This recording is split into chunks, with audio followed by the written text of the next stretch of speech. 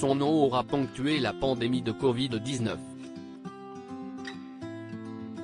Didier Raoult, microbiologiste controversé pour ses études sur l'hydroxychloroquine à la méthodologie pointée comme défaillante, a défrayé la chronique.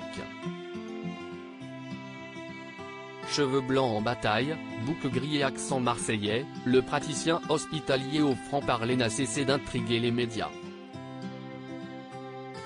Celui que Nicolas Dupont-Aignan voyait déjà comme son ministre de la Santé a un temps été loué par le président de la République. Grand scientifique, c'est ainsi qu'Emmanuel Macron désignait Didier Raoult en 2021, à la surprise générale. Il avait d'ailleurs consulté le spécialiste au plus fort de la pandémie, en avril 2020.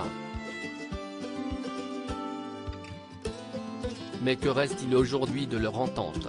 Cyril Hanouna a tenu à avoir le cœur net ce jeudi 6 avril, en interrogeant directement le professeur invité dans Touche pas à mon poste. Les deux hommes sont-ils proches, ou en mauvais termes? Ni l'un, ni l'autre, a brièvement répondu Didier Raoult sur le plateau de TPMP. Le microbiologiste ne souhaitait visiblement pas s'étendre sur le sujet. Il n'a toutefois pas esquissé la moindre inimitié envers Emmanuel Macron. Il ne semble cependant plus être en contact avec le président. Si la nature actuelle de leur relation reste opaque, celle-ci aura été faite de haut et de bas.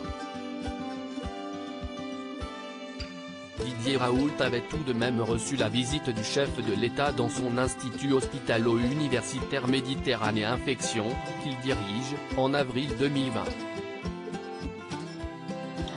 Une preuve de la confiance que lui accordait alors le locataire de l'Élysée.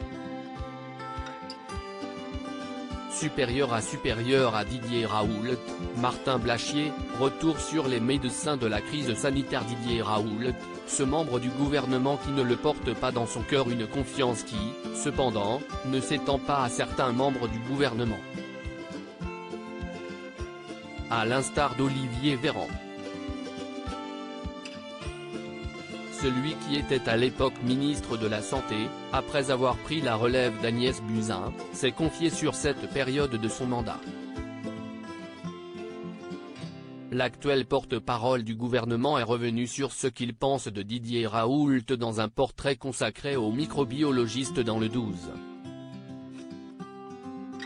45 de M6, en janvier dernier.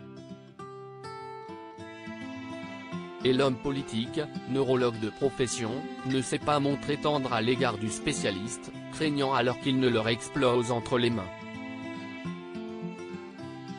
Dans un entretien accordé aux Parisiens en septembre 2022, Olivier Véran allait même jusqu'à qualifier le bactériologiste de MacGyver déguisé en chaman.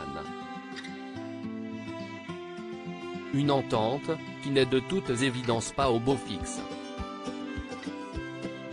Article écrit en collaboration avec 6 médias. Crédit photo, capture d'écran, C8.